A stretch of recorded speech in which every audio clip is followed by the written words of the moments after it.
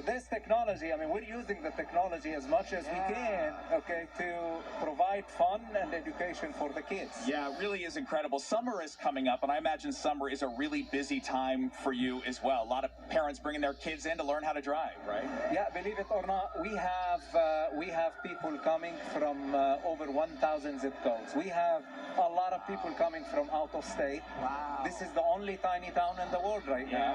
And then we have a lot of people coming from all over. Yes, we are expecting, after this pandemic that we had, I guess, we are expecting the best summer ever. Yeah, for sure. A lot of people will be coming back. Pierre, it's so good to see you. We've got more with you coming up in the next hour. Tim, let's pop around the corner really quick. Out here right now, I'll tell you, they are way safer drivers than the Good Day Atlanta team in the parking lot when we're trying to get out, after our shift is over. 11:05.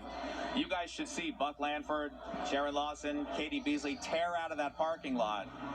We all need Tiny Town. For Paul Milliken. We need to send everyone that wants to get a driver's license in the state of Georgia to Tiny Town to learn how to drive. Ain't none of them know how to drive. For many humanitarian agencies in the region. It was immediately clear how many people were killed as a result of the eruption.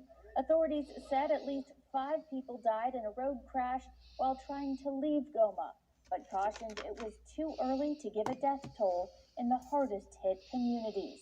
The last time it erupted, hundreds died, but it also engulfed more of the town.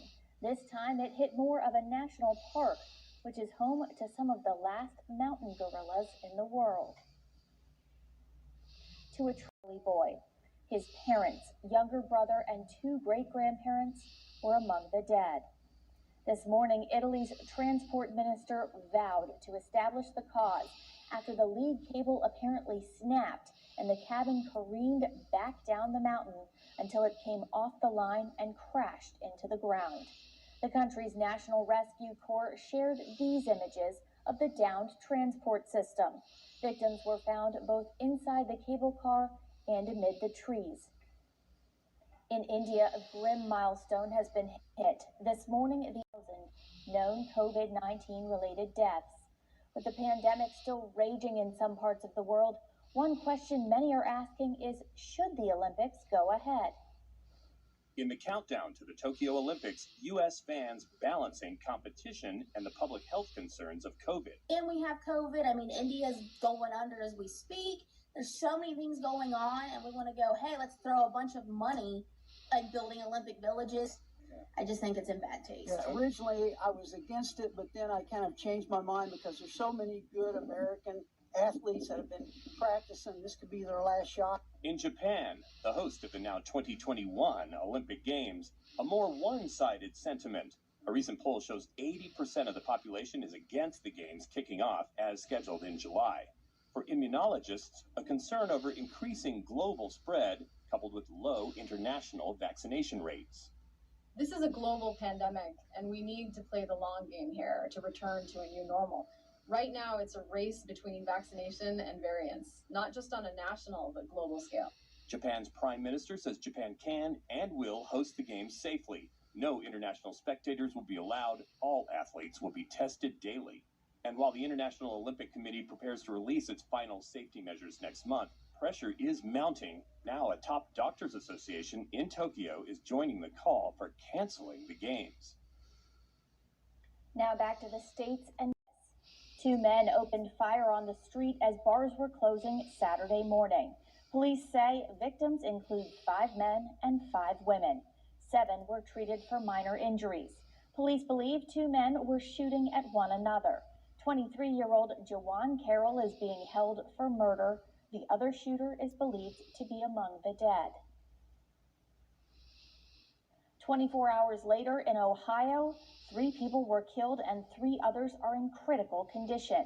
Gunfire was reported shortly after 2 a.m. Sunday in the Youngstown area of the Torch Club Bar and Grill.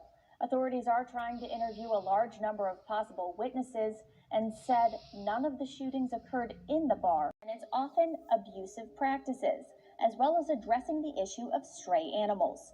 Earlier this month, the Prime Minister tweeted that the new bill would include provisions to care for stray animals, support adoption, protect them from abuse, and ensure their well-being. It is time for Greece to take courageous steps toward the protection of our little friends, he said. The law is expected to be put to a vote this year. Regardless of whether or not hugs and kisses with your chicken, the CDC believes backyard chickens are linked to a growing salmonella outbreak. 163 people across 43 states have been reported sick from getting too close to their fine feathered friends. A third of those affected are under the age of 5, and because of their age are at a high risk to have severe reactions to the bacteria. Officials add there's likely many more cases as very few people are tested for salmonella. They offered some tips to keep you safe. First, don't kiss or snuggle poultry. Use hand sanitizer and wash your hands after handling them. And don't eat or drink around them. Have you heard this somewhere before? I know I've reported it a few times. Last year, there were 17 separate salmonella outbreaks spanning all 50 states. Flexible. But since hip implants usually need to be replaced after 20 years, would hip surgery be a good option for someone as young as Jennifer? Those materials have changed quite dramatically over the years to where now we're just not seeing the problems that we had 15, 20 years ago. This may very well be a lifelong hip for her. When Dr. Sporer told Jennifer 2010 Chevy Avalanche, that's when they found 2 packages containing 7 pounds of heroin and nearly 5 pounds of meth inside the battery. The 26-year-old who was driving the vehicle was arrested. The narcotics in the vehicle were seized, and the case was turned over to ICE and Homeland Security investigations. Meanwhile, agents in the Rio Grande Valley arrested a active warrant for a sexual assault of a child. According to Border Patrol, agents at McAllen responded to a large group of migrants illegally entering the country.